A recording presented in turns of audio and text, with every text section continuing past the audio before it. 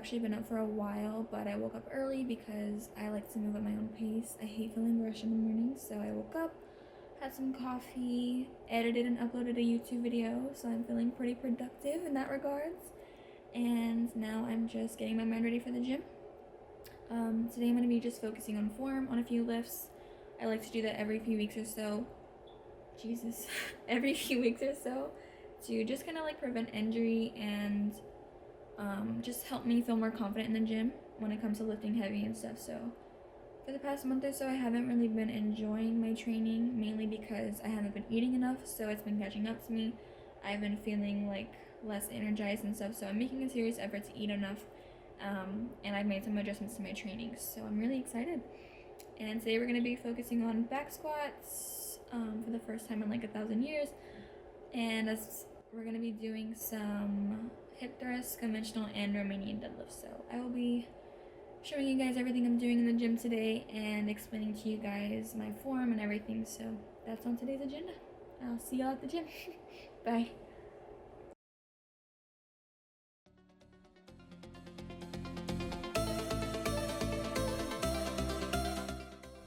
Happy Monday, everyone. I hope you guys all had a wonderful weekend.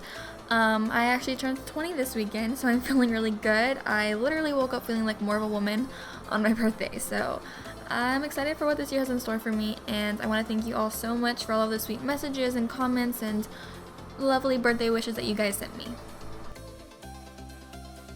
So as you can tell by the title of this video, this is going to be episode 1 and season 2 of the Road to Shaesthetics series, and I'm really excited about it. If you guys haven't seen the first season that I did with this, you guys can go back and watch it. I did it over a year ago, and I'm just really happy. I'm going to be taking you guys along my journey over the next few weeks of how I'm going to be training and eating.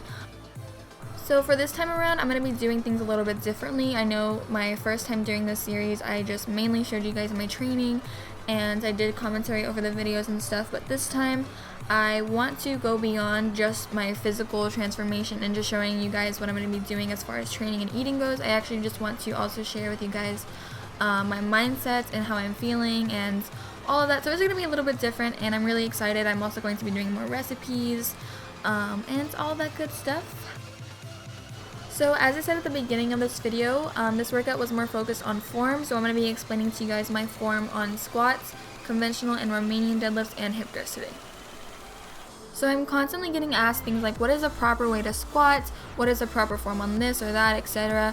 And honestly, there is no right or wrong way to do a certain lift. I mean, there are certain fundamental guidelines that you want to follow to prevent injury and just kind of like basic guidelines that you should follow, but everyone's limb lengths and body structures are completely different, so technically there is no right or wrong way to do a certain lift, because the way that I squat is going to be different than a way a girl that is a lot shorter than me squats, just because our bodies are completely different. So that's one thing to keep in mind, and understand that if you're not squatting in the way that looks like my squat, don't worry. As long as you're doing it in a way that if you feel comfortable and you know that you're preventing injury and you're doing it safely, then that's all that matters.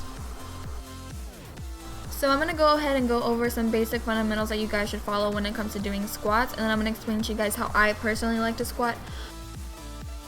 So for squats, it's really important that your feet are definitely planted firmly into the ground. I like to pretend that I'm like gripping the floor with my toes, and I just like to almost feel like I'm stuck in cement. So one of the things that people often complain to me about is their backs hurting while they squat, and that can be due to a lot of reasons, one of them being that you're not keeping your midsection tight. First of all, squats is one of those things that everything should be super tight. Your back, your midsection, your glutes, everything should be flexed and tight, and you should just feel rigid and sharp while you're squatting. But keeping your abs tight is especially important, and that's going to help support your back a lot. It's also super important that you keep your spine as neutral as possible while you're squatting. You definitely do not want to squat with an arched back or any sort of curve in your back or anything. Trust me, I know that is how I hurt myself. I used to squat with my back like super arched.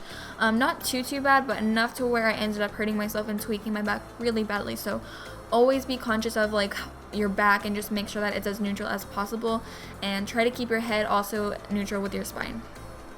So those are a lot of like the main fundamentals that I like to stick to. As far as like your feet positioning and your bar positioning on your back, all of that is completely dependent on you and your body type. I like to do a high bar squat. Some people like to do a low bar squat.